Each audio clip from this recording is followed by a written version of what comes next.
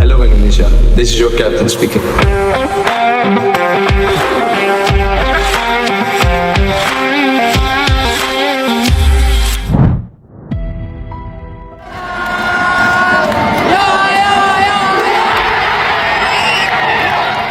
Masih ingatkah kalian dengan momen bersejarah ini? More slick passing and they're through here and Witan bends it into that far corner. It's a the second half. Indonesia come again. Marcelino tucks it past the goalkeeper to make it 3-0. Sebuah era emas ketika bocah-bocah Garuda U23 membuat seantero Asia terdiam. Hari itu bukan hanya Yordania yang jadi korban. Bahkan Australia, salah satu kekuatan besar dari Asia Tenggara, harus tersingkir. Mereka pulang lebih awal karena kalah melawan Garuda Muda. Dan puncaknya sebuah malam yang mengguncang langit Qatar, Indonesia versus Korea Selatan. Ya, Korea Selatan sang raksasa Asia. Tim yang di fase grup tampil sempurna. 3 pertandingan, 3 kemenangan, dan catatan yang mengintimidasi mental Garuda. Tak satu gol pun mereka kebobolan di fase grup. Dan yang terjadi, Korea Selatan datang ke laga itu bukan hanya dengan status unggulan, mereka datang seperti penguasa turnamen. Tapi disinilah sejarah menulis babak baru. Kala itu Garuda Muda tak lagi terlihat seperti anak-anak kemarin sore. Mereka bermain tanpa takut, tak sedikit pun gentar, tanpa pernah peduli dengan beban sejarah. Di turnamen itu kita sungguh punya strategi matang, skill individu beberapa pemain di atas rata-rata, dan mentalitas semuanya benar-benar bersatu malam itu. Indonesia tidak hanya bermain bagus, kita mengguncang mereka. Kita menghancurkan stigma bahwa Indonesia tak akan bisa menang melawan raksasa. Dan untuk pertama kalinya dalam sejarah sepak bola Indonesia, Timnas U23 secara tak terduga berhasil menembus semifinal Piala Asia U23. Lalu muncullah era baru, era U23 generasi penerus. Sebuah era yang membawa harapan besar, bahwa inilah pemain muda terbaik yang negeri ini miliki. Nama-nama yang nantinya diprediksi akan mengisi masa depan Timnas senior. Kita tahu kita tak bisa berjalan di tempat, tak bisa puas hanya dengan satu kemenangan sejarah. Karena dunia sepak bola tak pernah berhenti.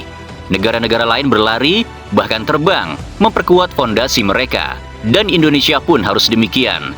Harus ikut mengepakkan sayap agar kita lebih kuat dari sebelumnya. Di bawah kendali pelatih asal Belanda Gerard van den Berg, Garuda Muda pun akhirnya melangkah, menembus final turnamen klasik Asia Tenggara U23. Langkah yang tidak mudah, jalan ini terjal, dan pastinya penuh tekanan. Kita sepakat perjuangan itu layak mendapat apresiasi.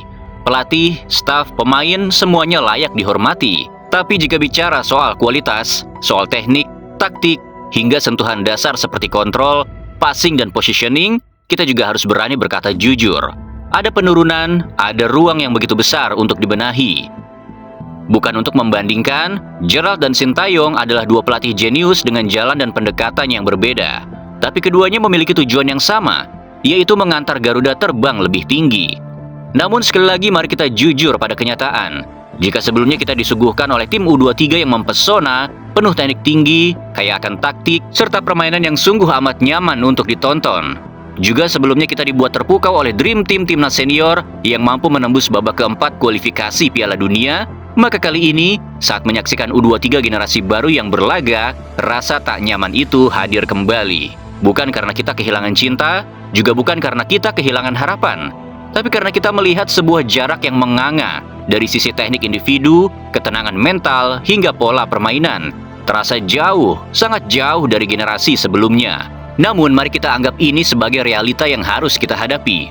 Karena pada akhirnya, inilah panggung ASEAN. Bukan tempat untuk mengandalkan kekuatan diaspora. Bukan tempat bagi para pemain keturunan yang membela merah putih dari ujung dunia. Namun downgrade itu benar-benar terasa. Yang turun bukan hanya kualitas permainan, tapi ada satu hal yang mendasar. Sesuatu yang selama ini perlahan kita kubur, kini muncul lagi ke permukaan. Apakah itu? Iya, naluri tarkam. Penyakit lama itu seperti hidup kembali. Sifat emosional yang mudah terpancing, hasrat membalas yang membutakan akal sehat, dan keputusan-keputusan gegabah yang merusak disiplin tim. Ini bukan tentang siapa yang paling bagus kualitasnya, tapi ini soal kendali diri yang hilang di tengah panasnya laga. Alih-alih fokus pada instruksi pelatih, alih-alih percaya pada keadilan VAR, pemain-pemain kita justru terperangkap dalam permainan kotor lawan.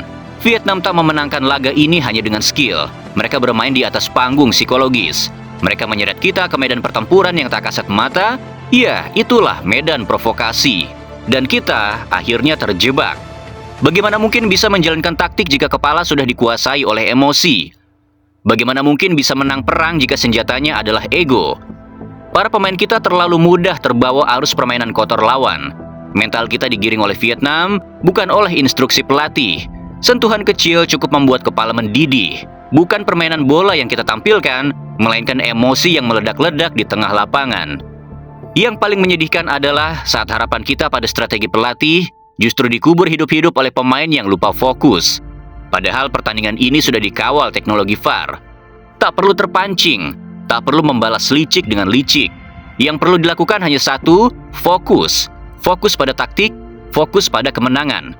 Alih-alih menyerang balik dengan elegan, kita malah larut dalam nostalgia kelam. Saat lawan membuat kita emosi, kita terpancing. Saat kita tertinggal, kita panik. Saat momen bisa dibalikan, kita justru kehilangan akal dan kalah karena emosi sendiri. Coba bayangkan, dalam kondisi mental yang stabil saja, menerima instruksi pelatih dengan utuh adalah hal yang berat. Apalagi jika hati sudah dikuasai amarah. Bukan separuh, mungkin hanya 30% pesan pelatih yang mampu masuk di kepala. Sisanya hilang terbakar oleh emosi. Dan saat peluit panjang dibunyikan, yang tersisa hanyalah penyesalan. Bukan karena kalah teknik, tapi karena kalah mengendalikan diri lagi dan lagi. Inilah yang harus dibenahi sekarang juga.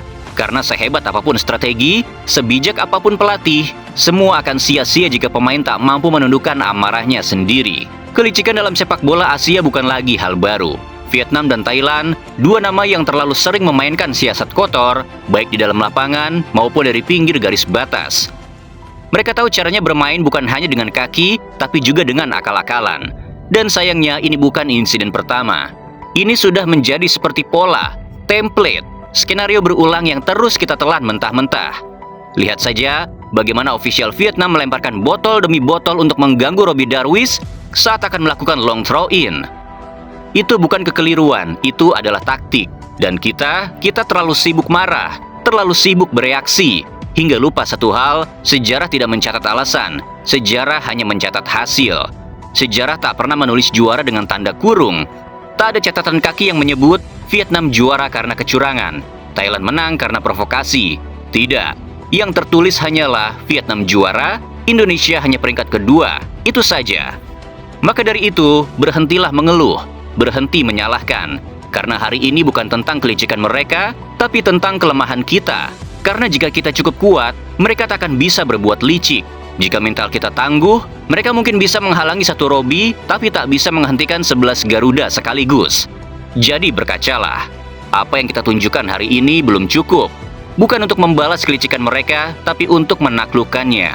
Jujur rasanya kita merindukan era Nathan Choaon yang begitu gila menguasai hampir seluruh lapangan. Kejeniusan Ivar Jenner dengan umpan ala Toni Kroos-nya, kecepatan dan ketajaman strike di lini depan, ketangguhan dan ketenangan Rizky Ridho di lini pertahanan, lemparan jauh arahan pertama yang bahkan lebih berbahaya dari sepak pojok, dan juga keberingasan Justin Hubner dalam menjaga pertahanan. Namun sayangnya era U23 ini sudah berakhir.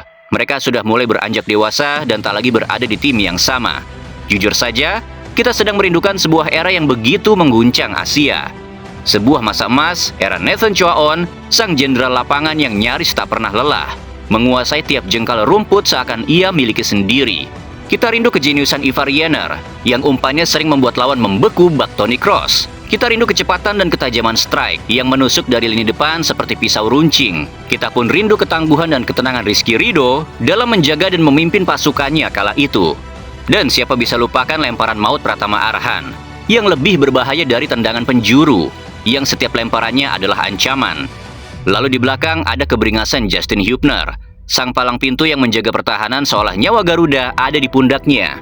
Mereka bukan hanya sebuah tim, mereka adalah generasi emas. Namun, ya, waktu tak pernah menunggu siapapun. Era itu telah berakhir. Mereka kini beranjak dewasa, dipanggil untuk mengabdi di level yang lebih tinggi dan tak lagi bersama dalam skuad U23. Tapi satu hal tak akan pernah hilang. Jejak mereka sudah terukir di sejarah timnas U23 sebagai generasi yang membuat Asia terdiam.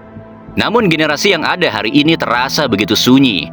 Tak ada sosok yang mampu menyalakan bara, tak ada pemain yang benar-benar bisa mengguncang garis pertahanan lawan. Begitu sunyinya kualitas hingga sang pelatih Gerrard angkat suara. Dalam nada frustasi yang tertahan, Gerrard mengaku telah mencoba segalanya. Ia telah memutar otak, mengganti skema, mencoba beragam cara untuk membuat tim ini menggigit di depan gawang. Namun pada akhirnya, hanya satu nama yang mampu mencetak gol, Jens Schraven, seorang diri tanpa teman, tanpa pelapis. You win, sometimes you lose, and that's hard.